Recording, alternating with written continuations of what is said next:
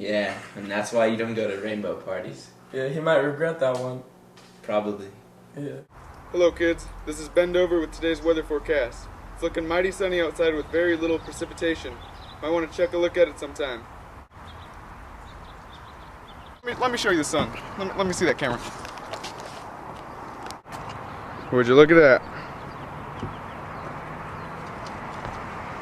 Hi, this is Ben Token with tomorrow's forecast. Things look like they'll be pretty wet and wild in the west. If you look at the clouds, it looks like we have a high chance of precipitation all throughout the Southlands. Look at those clouds. Nailed it! We will now visit the San Andreas Fault to see if anything's going down. If so, we'll show you what to do during an earthquake.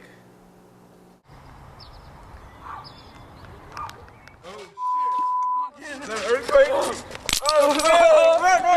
Run! Oh, get down! Dip! Oh, where are you going?